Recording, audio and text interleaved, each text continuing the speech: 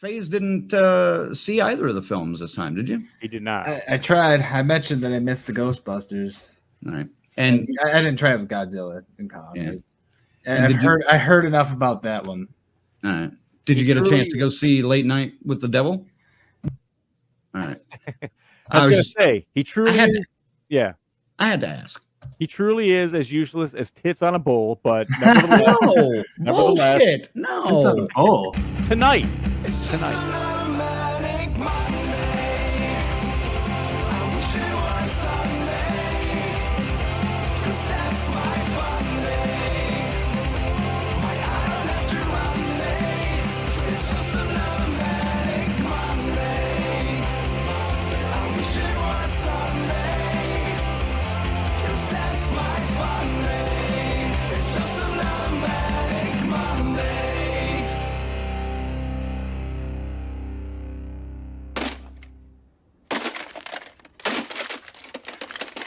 If you want to become a member, check out our website at deathcursesociety.com. Check out the membership section. You can do it for as little as the price of a cup of coffee once a month. We are actually coming to you live from the home of shitty Michigan internet. Ziggy's computer is streaming this one because I'm in the middle of what looks to be about 4 potential major storms, all converging like in my area. So Crank is going to Oz tonight. We're going to see the whole fucking thing live. Uh-oh. Oh, shit. He might be gone, folks. Well, while we wait for him to catch up, I will bring to the stage. See, motherfucking FaZe. What's going on, dude? Hello, how's it going? At least he looks happy. You know what I mean? So he does. He's real happy up there. We can say things, and he's like he's in on it. You know, he's yes. Oh yeah, he's out. He's totally out. He's gone. FaZe and Lorena and BD Mags and Tyrone, our final girls and guys, our crazy Ralphs, Dr. Smiley, Rick and Raymond. Wait, I missed Raymond at Whorehound this weekend, man. This past weekend, you know, that was something, or 2 weeks ago now. Or, well, I guess it was just a week ago, a couple days. And then our regular counselors, 42nd Street, Pete, Corey, Luke, Dave from Michigan, Jim and Rachel, Stacy, Lynn, Orlando, Patricia, and that is, who is that, Kristen? Yep, Kristen. I can't even hardly read that. And JJ, not the JJ, but the JJ. Right. Thank you, guys. I don't have the applause, so we'll just give you some. Wait, I got you. I got you covered. Hold on a second. You got one? I got one for him. I did. Where is it at? There it is. Thank you, folks.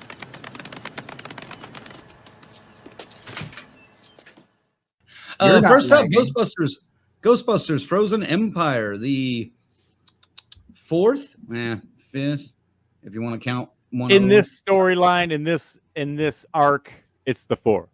The 4th entry in the Ghostbusters timeline that we're following from 1984's first movie, 1989's 2, and then a couple years ago, Afterlife, and then this one, Frozen Empire. Ziggy, initial thoughts before you went in? Obviously we all kind of dug Afterlife. It was touching, and it was cool seeing the gang back together. And you kind of got behind the new crew. It was cool. And Paul Rudd, of course. I mean, yeah, he's good in everything. So yeah, I was looking forward to it. A good sequel, and we're back in New York again. Great. I'm expecting all kinds of cameos and stuff. But I mean, I guess to put it plainly, played it safe, but missed a lot of marks along the way.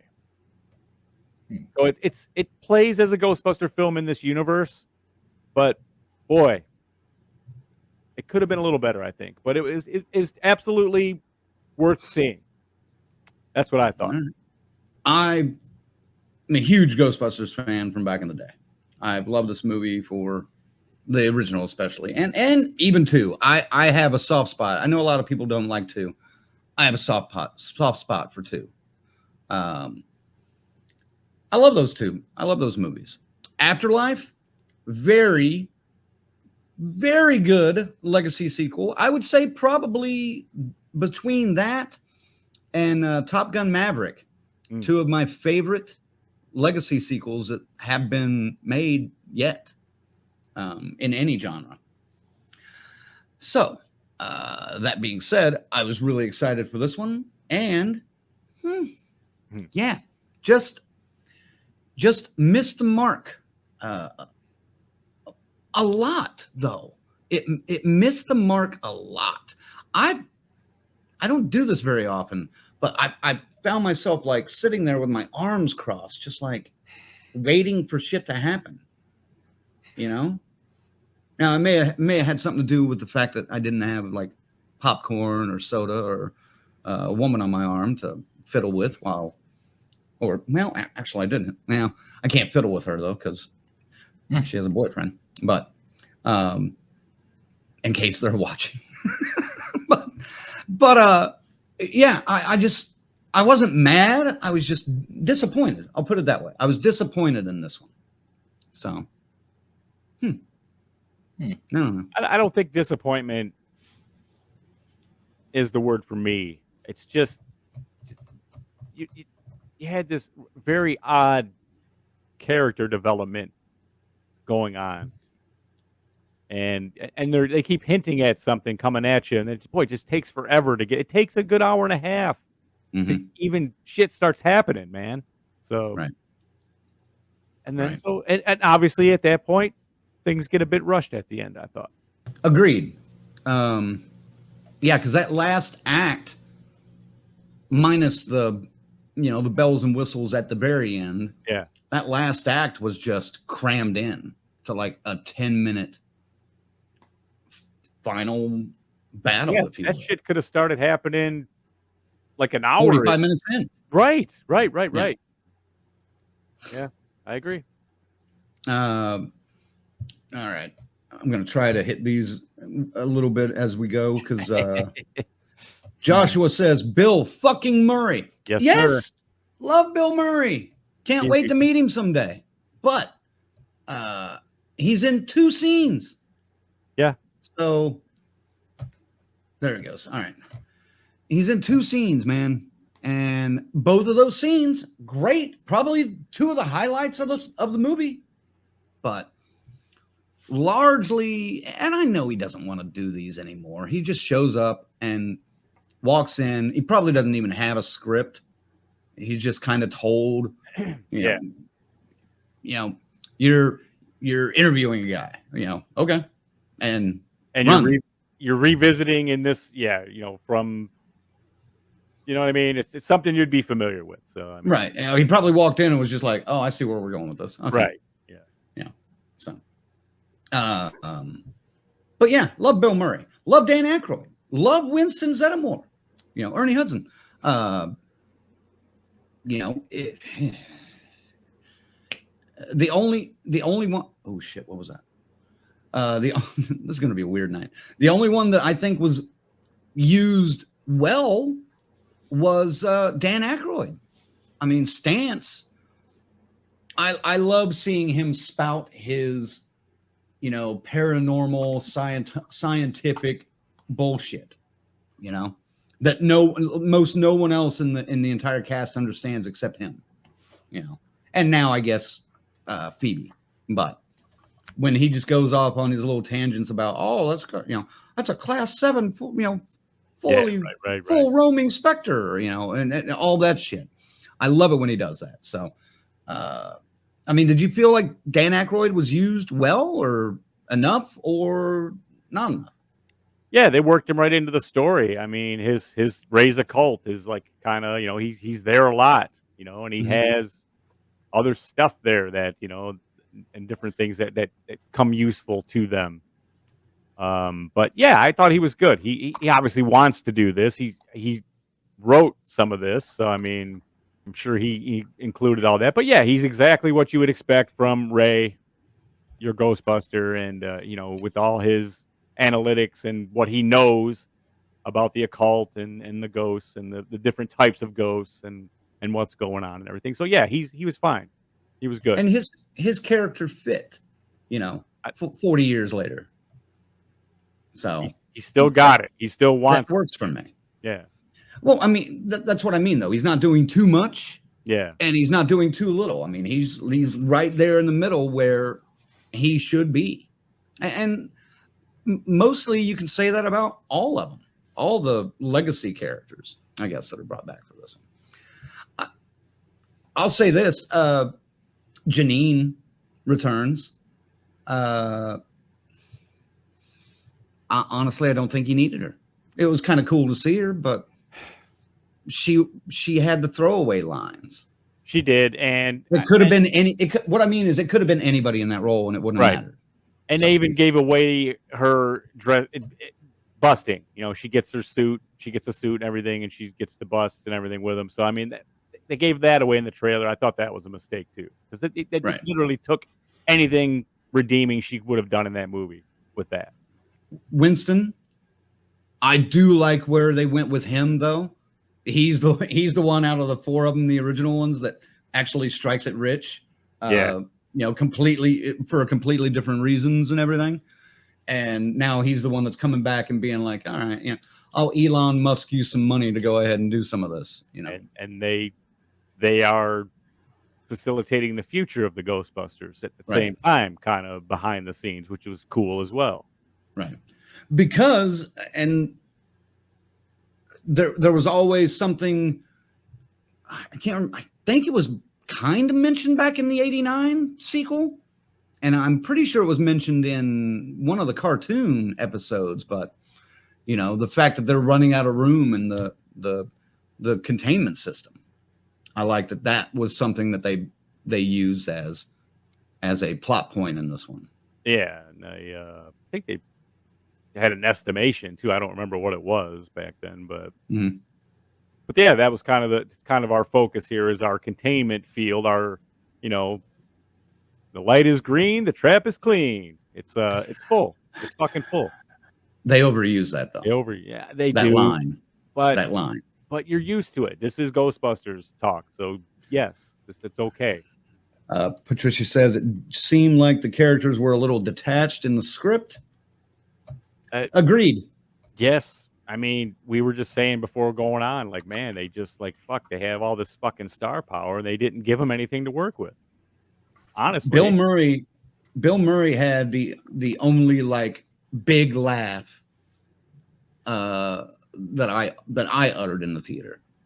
And I'm not going to give it away, but it was when he gets to, I'll tell you, when he gets to the firehouse near the end before they start busting. Oh yeah, that was great. Yeah. So that was one of the first ones because he's probably been waiting to get to that. It's vintage Bill Murray though. When he delivers the lines. Yeah, vintage. Of course it is. Let's talk about some of the new characters since we covered some of the old characters. McKenna Grace, who's recently started doing some of the con circuits. Right. I thought she was great as Phoebe again. Yeah. Thoughts on her? Yeah, she's good, but I mean, this is part of the shit that annoyed me about this movie is she's clearly the smartest one of the fucking bunch, and they put her on the bench for this movie, for a lot of it. And it's part of the story, you got with Peck coming back. Yeah, and he's now the mayor of New York, and he's got a hard on for the Ghostbusters, but he still does. At least now he kind of recognizes that, this shit is real. He's not like his hard ass against it as he was, but he wants them shut down. He wants them gone. But they also missed a great callback joke there, and I fully expected it. Never got uttered. The dickless joke, huh? No, at least Pecker. Yeah. You can believe Mr. Pecker. My name is Peck. Or something, the dickless thing would have been funny too. I was waiting for it. I'll be honest. I thought that was coming. But because of him, Phoebe gets benched. She's not allowed to bust with the rest of them, so the families, it makes a rift in the family, the rebellious teenager thing. That's kind of what I felt with it. And you don't understand me, and you're not my dad. That all is in here in bites and tastes. So totally lends itself to where they're going with it and why. I understand that too. So I mean, but I don't know if you can't figure out what the fuck's going on with that when you see it. I don't know. What'd you think of her performance this time around? I thought she was solid in Afterlife. Yeah. But I thought she was great in this, but I thought some of the plot that they had her in was a little bit too stretched out. Like you were saying earlier, it took too long to get to the meat of it. The plan could have been tipped a little earlier to the audience, I think. What they were trying to do, because once you get to, okay, I see why they're doing what they're doing, because you're going like, okay, why is this? And I appreciate the way they approached Phoebe. Sure. That was cool. Sure. I mean, they tie it, that sentimental to that first one. So, I mean, and it works. She was so strong coming out of the first movie. I mean, it's like, wow. I mean, and all of them were. I thought all those kids were great. They're quite a bit older now. They look quite a bit older now. I mean, when they come out this time.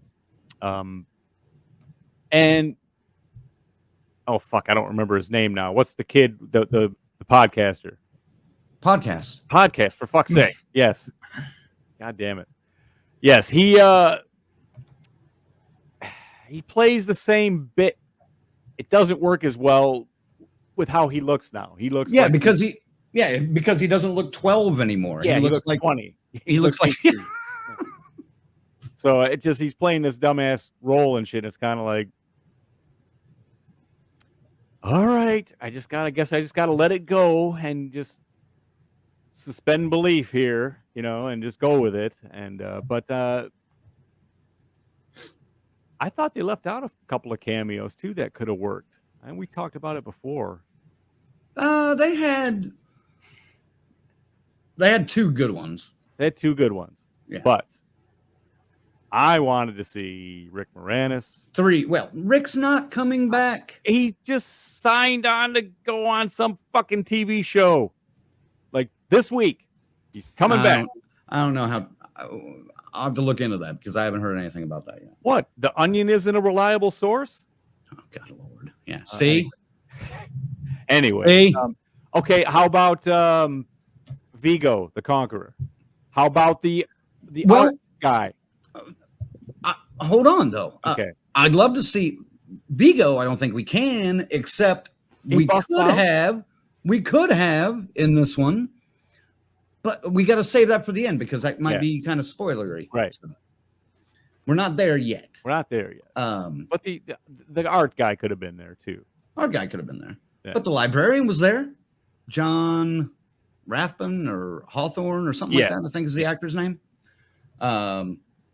He was the same guy. Well, the hotel guy was fucking Frank Oz, wasn't it? In Ghostbusters? 5,000? I had no idea. I won't pay it. That wasn't Frank Oz, was it? Was it Frank Oz? I don't think so. Yeah, no, it wasn't Frank Oz. No.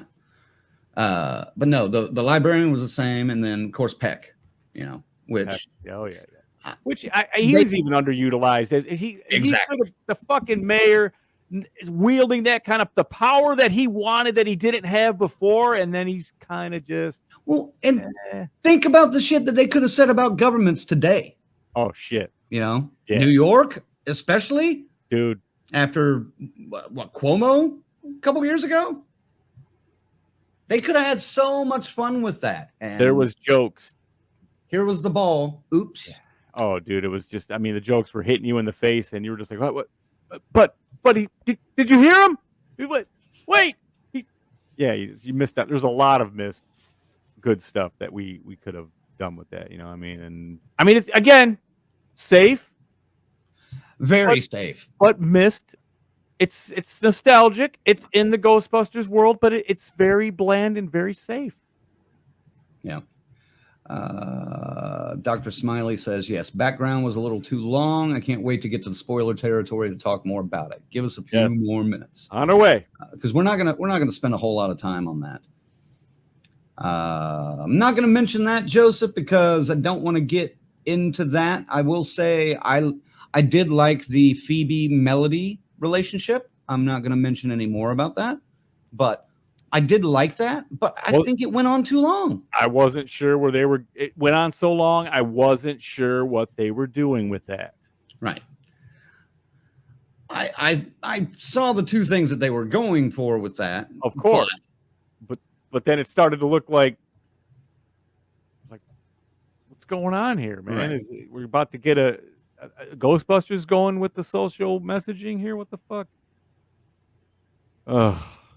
Oh, there we go. Perfect. Luke recently watched the original with my daughter, and now she wants to get into more horror. What a great introduction film to that, too. Absolutely, man. Very good. Very good. I like when younger members enjoy 40-year-old movies. You know? Joseph says, I don't know. I really enjoyed the movie. Was it perfect? No. Was it flawed? Yes. But I just had fun watching it from beginning to end. So much better than that. Horrible Ghostbusters 3. Yeah, we're not going to talk about Ghostbusters 3.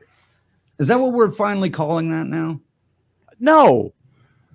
Because I'm not saying Ghostbusters 3. I can't get into that. No. And it's not just because it was female Ghostbusters. It was terribly written.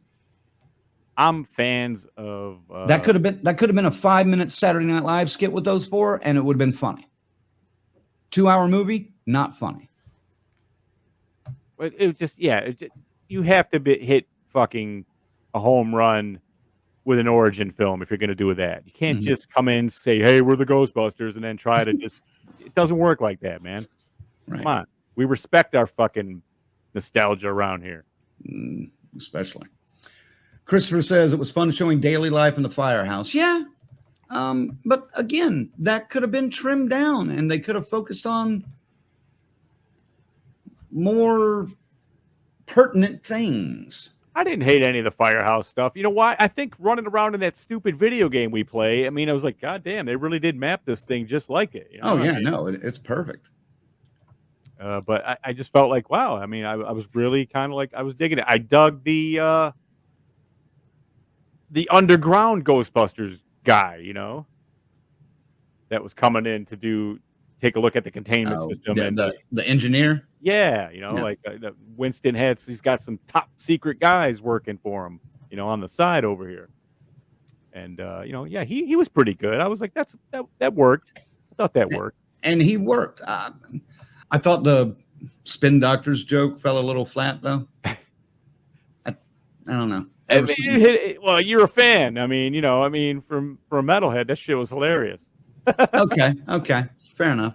I like the spin doctors, man, but the joke was good. You know, it was cheap but good. There was something else that could have been there that could have worked, and I can't remember. I mean, maybe Depeche Mode. I'm a fan of Depeche Mode, but Depeche Mode I think would have worked better. Depeche Mode, you could have said, The Cure, Marilyn Manson. You could anything would have Marilyn Manson wasn't. That was too late. That was 90s, wasn't it? Late 90s. Well, he was early to mid. Okay.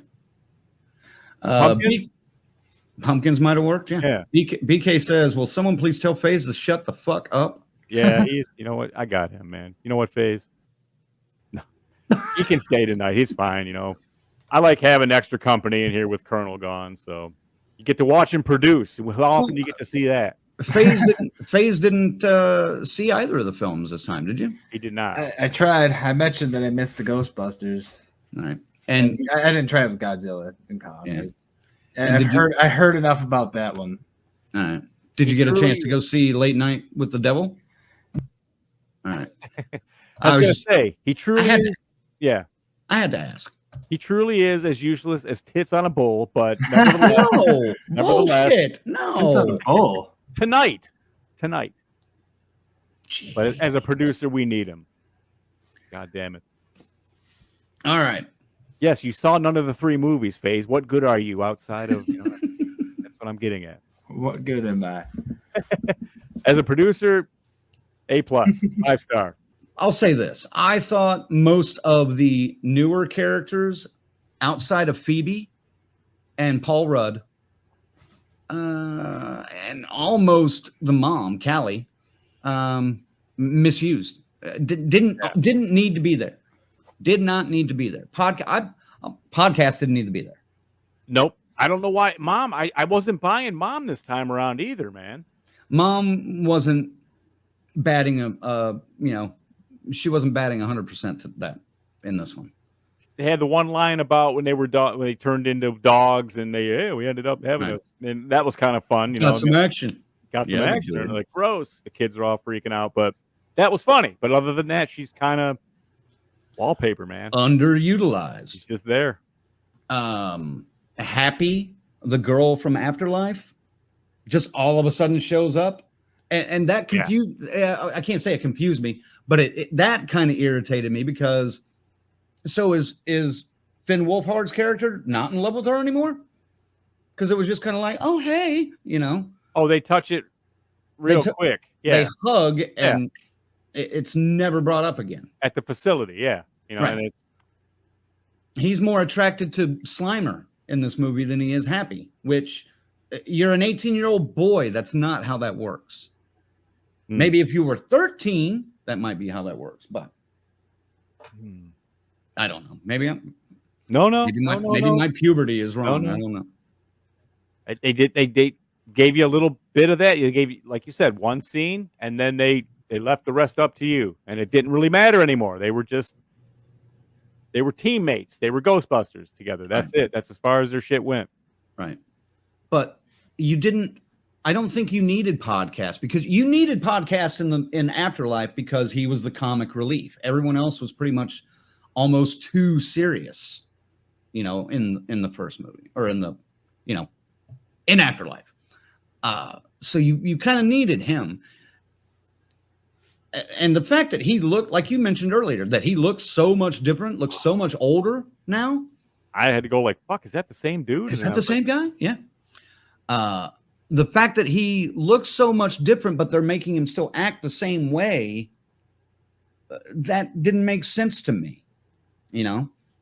If he was maybe more established, maybe more professional, and just being the podcast producer for Ray, okay.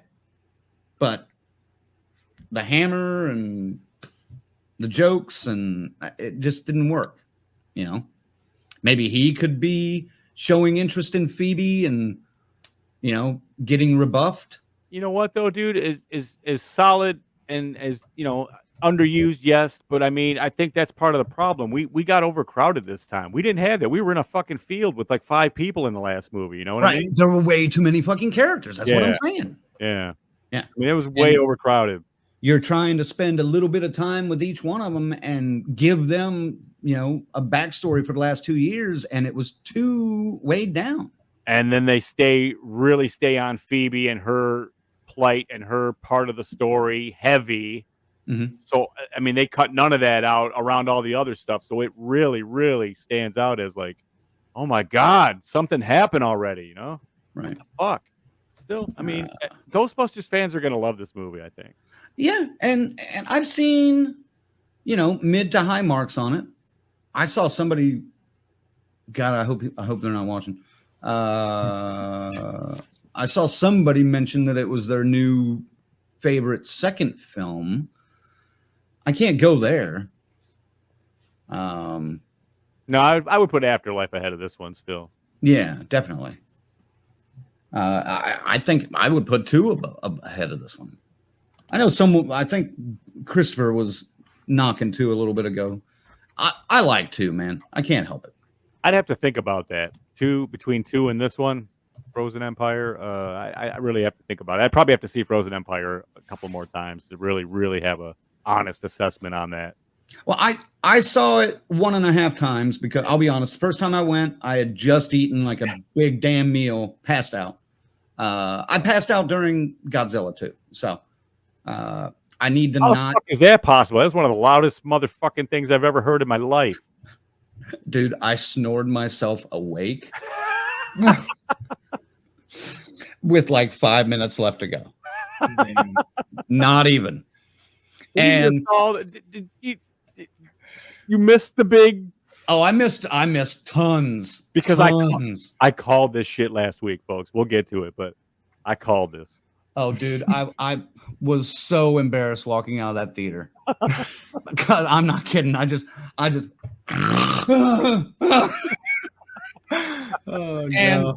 And there's people in front of me and people behind me that were just like. Well, that's not a good.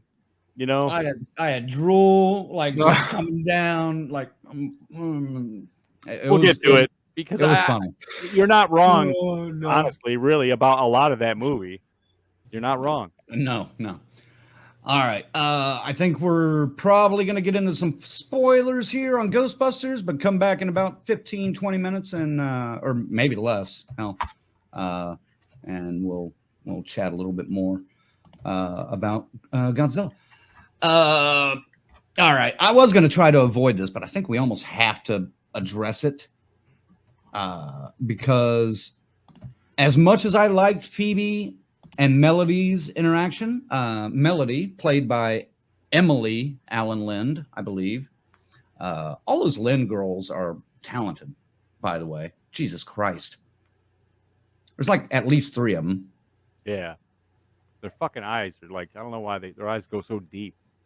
They all look the same, but I mean, there's the one that was in Dr. Sleep, which I think is this one. The one that was in Ghostbusters. She played the pusher in Dr. Sleep. There's the one that's in Chucky. And then there was the one that was in that like X-Men series a few years back. And the mom is in Chucky. Played that Lynn daughter's mom. Anyway, I'm trying to find, there we go. I just saw it and it disappeared. He says, I thought the timing between Phoebe and Melody was great. It was really the most interesting part for me in the entire movie. I couldn't wait to see where it was going to go. And when it happened, wow, really good payoff. You knew where it was going. But I didn't know how they were going to pull that off. But it was like, yeah, okay. I think they could have either upped the stakes with that a little bit, if you possibly know what I mean, made that relationship a little bit more defined. Well, that's what I thought was happening there. I was like, wait a minute, what the fuck? Is she just trying to befriend her here, or is she just a lonely soul, or is she looking for some, contact here? Looking for some strange? Yeah. I thought if they could have gone somewhere with that, cool, but I think it was a little bit too much, Well, that's what I mean. I mean, the way the spirit approaches Phoebe, I'm going to give it. She sets up a chessboard like she used to in the first one and played chess with her grandfather, Spengler. Which at first I thought that's where they were going. Exactly. And maybe she was just going to talk to him, And then it was very neat. This other spirit materializes, and she's like, "Oh, you're not scared, huh?" And she's like, "No." And so it sucks you right in. You're like, "Oh, okay." It's just another, who is this kind spirit that just shows up and is, kind of puzzled and curious about this human being and shit. So I mean, why aren't you scared? So it was neat. It was okay, that part. I didn't mind, but then it just got drag it the fuck out too long, man. It just. You could have accomplished that with 1 or 2 less scenes of them interacting like that, I thought. Right. Yeah, I enjoyed that. And I thought that was a good way to go. Now, when it came to close to the end, and they say it in the trailer, every spirit that we've ever caught is going to be released. Yeah. I thought they missed something there. You could have had. Well, Vigo wasn't trapped though, was he? No, but still. Somebody mentioned he was banished. He got pushed back into the painting. Maybe somehow. he heard about this. He found a way to get in. It would have been accepted. It would have been fine. But you could have had the taxi taxi cab driving Zombie. ghost from the first one. Yep. You could have had the Scolari brothers from 2.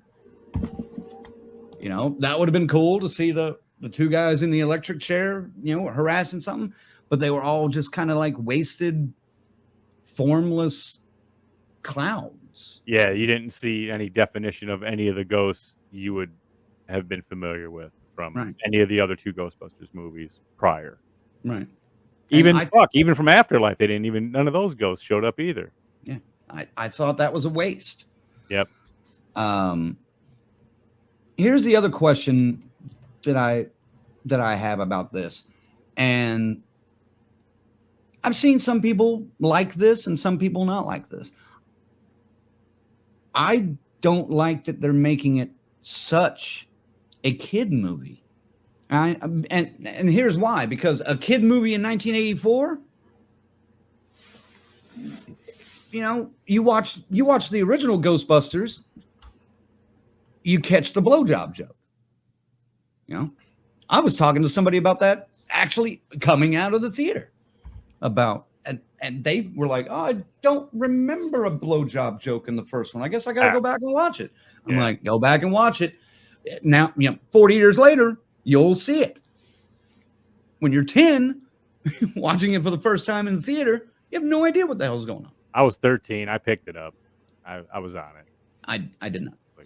I remember kind of going like, "Oh shit," I'm like, "Who am I there with?" And I don't want to react like I know what I'm seeing, but I'm like, "Fuck." Right.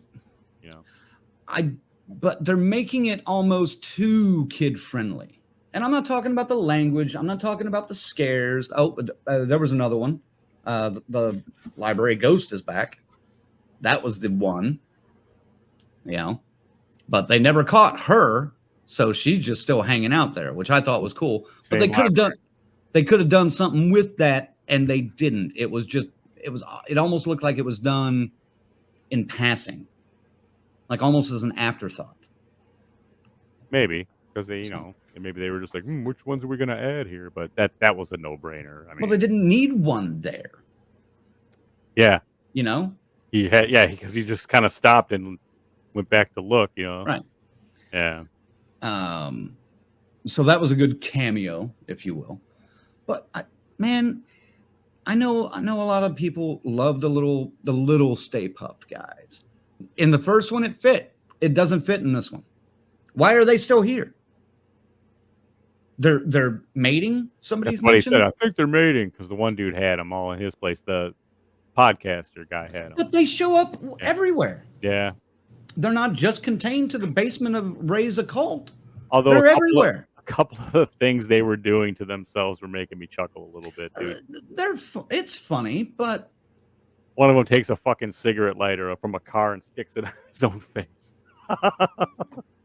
And he's just all like, yeah, he's all smiling and it's just all burned up and dripping and shit. It's fucking super fucking wrong, but hilarious. It's funny, but the one that was sticking his hand in the pencil sharpener, yeah. I'm not saying I want my Ghostbusters to be dirty necessarily, but I don't want it to be that safe, that family friendly, I guess.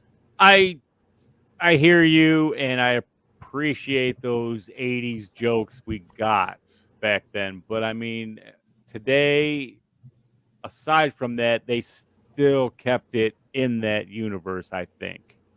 I still think it felt like a Ghostbusters movie. So I half disagree with you on it. It could, I would have appreciated an adult joke somewhere stuck in there, but fuck, is he still there? Oh yeah, he's still there. Yeah. I'm just trying to scan the comments here as best I can, but I mean, it's Ghostbusters. It's still Ghostbusters.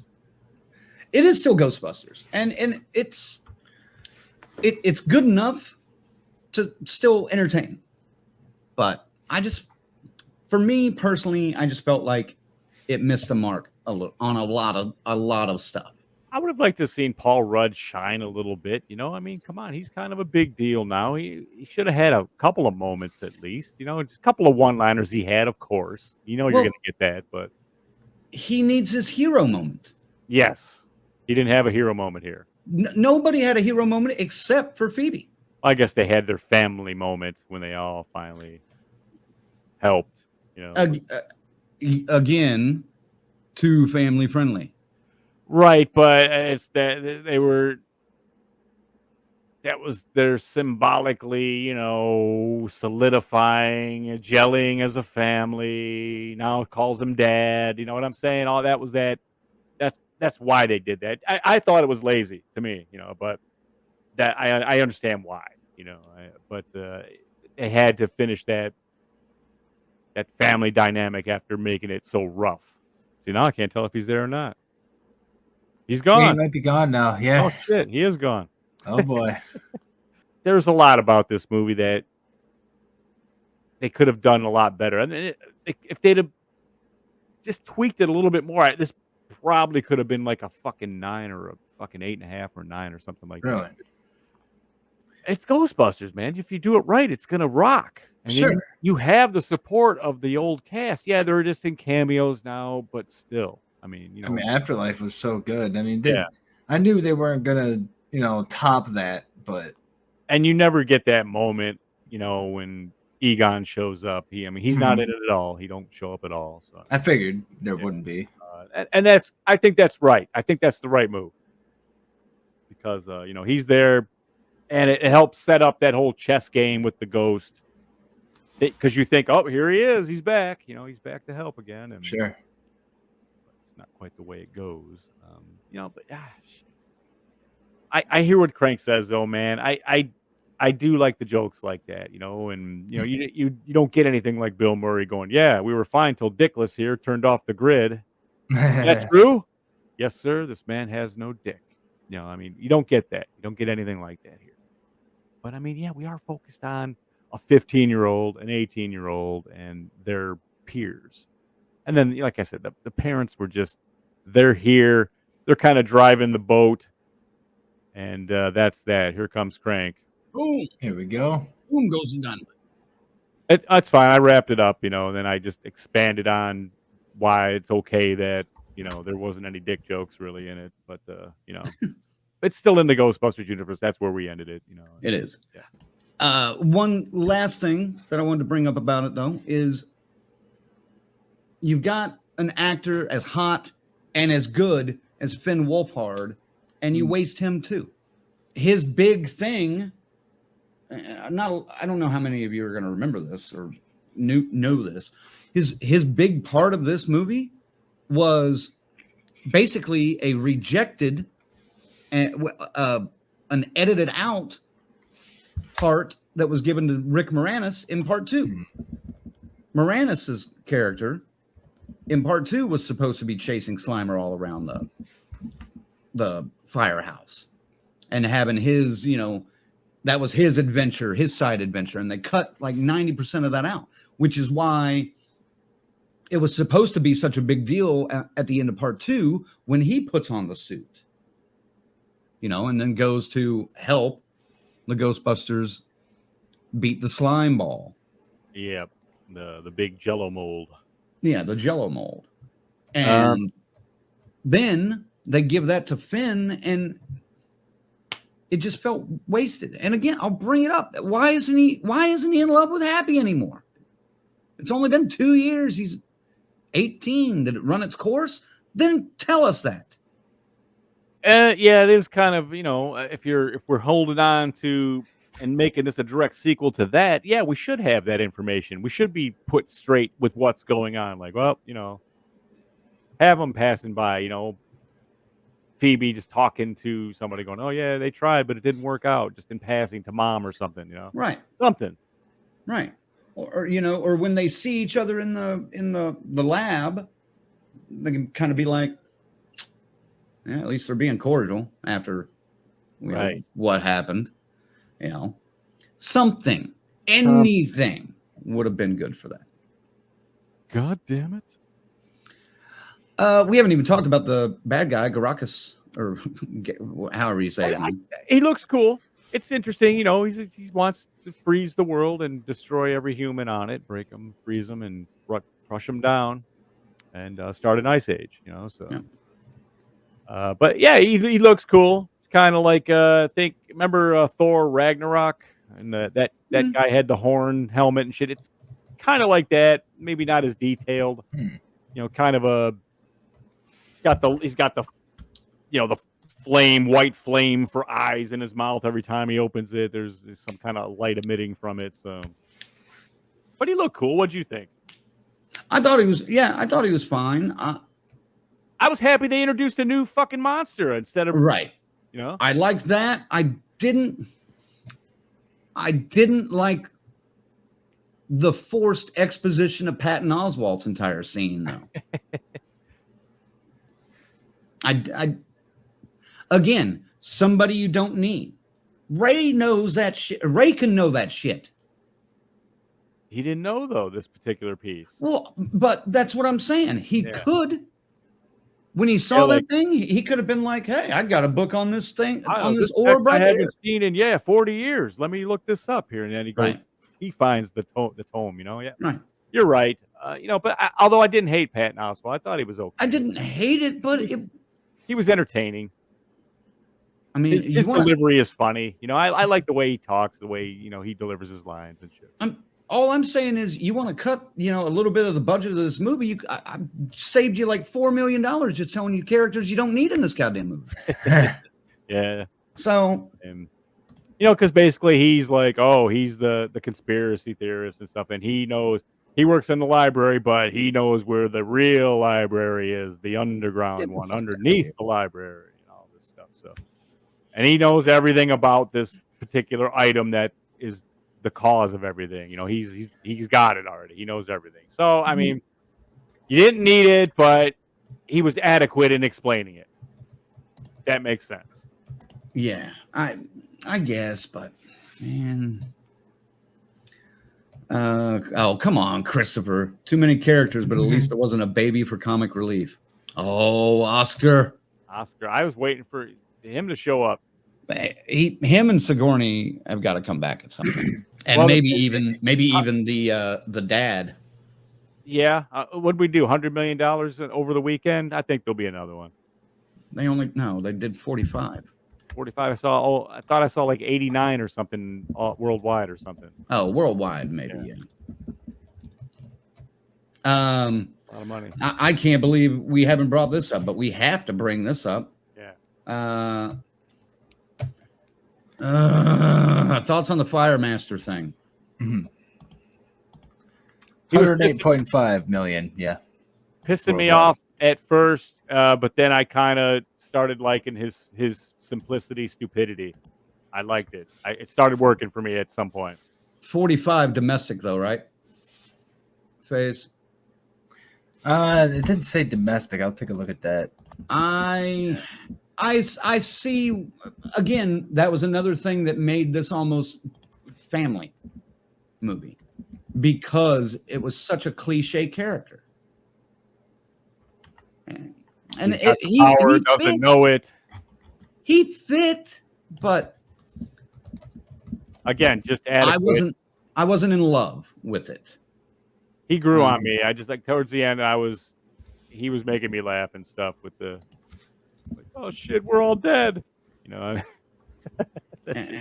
I'm sorry, I may have just lost my place to stay in Cleveland because Kat says Kumail was awesome.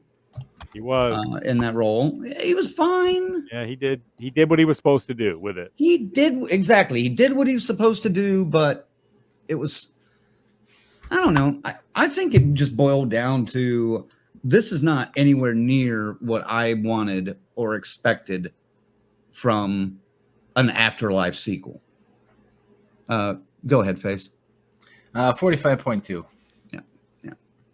So maybe that's why I'm disappointed because I saw so many different paths they could have gone with this, and they didn't. You know what the third one's going to be, right? Well, there will be a third one. Yeah, I mean, we got this. We were introduced to a whole other fucking facility and shit. So I mean, But you know what the third one's going to be after this? I don't know. The ugly duckling makeover of Phoebe. Yeah, Guarantee it. she was Mark pushing it it down. already. Yeah, Mark it down, and in 2026, I will take my my attaboys then. All right, let's put a number on it and then move on to the next one. Ziggy, give it a ranking, 0 to 10. it's a Ghostbusters movie. It's well entrenched there. A lot of missed opportunities to make this again. This could have been an 8.5 or a 9 if they would have just really tweaked it a little bit, you know. But still, that it's not to say fans of Ghostbusters are going to go to this and be entertained. If you dug Afterlife, it's a continuation, and you know, me and my son were both chuckling at the stupidity of some of the jokes and stuff, but as it should be, you know, as it should be. So I mean, I wish I had another couple of days to really simmer on this thing, but I'm going to go 6.5. I love the Ghostbusters, and this is a Ghostbusters movie. It's just not the best Ghostbusters movie. It's not the worst by far. And you know, I just expected better. I was disappointed both times leaving the theater. Well, once in myself for falling asleep, and then a second in the movie. I think the first time I logged it, I gave it a 6, and then I put it at a 7 the second time, because I did see some stuff that I had missed. I went the first time I watched it, and I saw Patton Oswalt's name come up. I was like, "Who the fuck was Patton Oswalt?"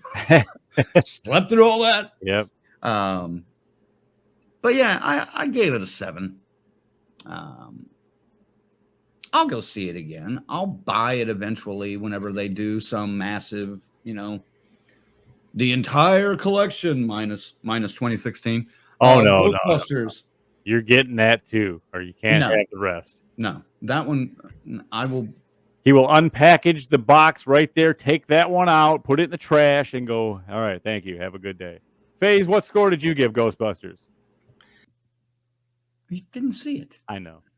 I haven't pushed the button in so long. I wanted to give it. I got you.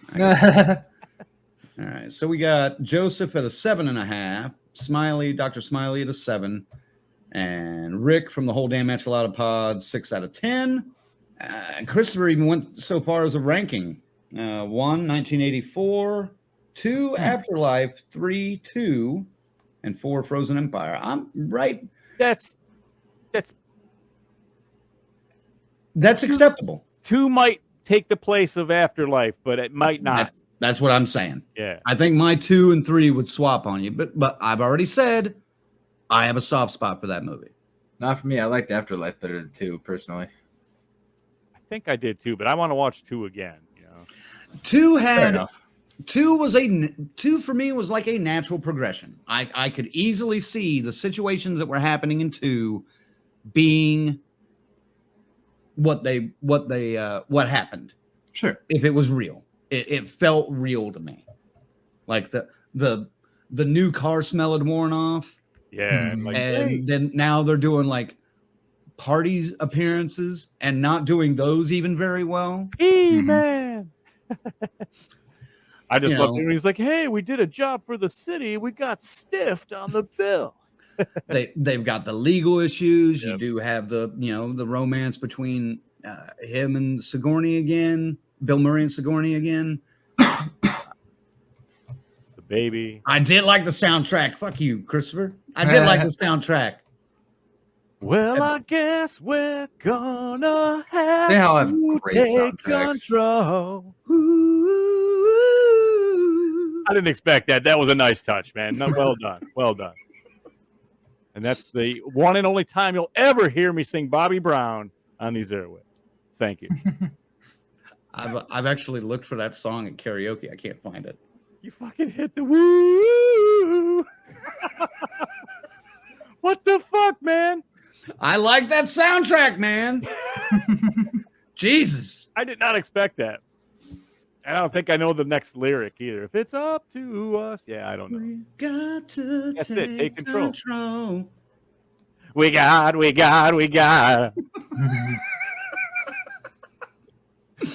Yes, man. quality entertainment on a Monday night. Yep. Oh yes. Bullshit singing of Bobby Brown's classic hit from Ghostbusters 2. One last time, got to thank our members. Faze, you're going to get covered up a little bit, so whatever. Special thanks to our final girls and guys. Well, you, for one, Chris, Lorena, BD, and Tyrone. Our Crazy Ralphs, Dr. Smiley, Rick, and Raymond. And our camp counselors, 42nd Street Pete, Corey, Luke, Michigan Dave, Jimmy and Rachel, Stacy Lynn, Orlando, Patricia, Kristen, and JJ. Thank you, guys.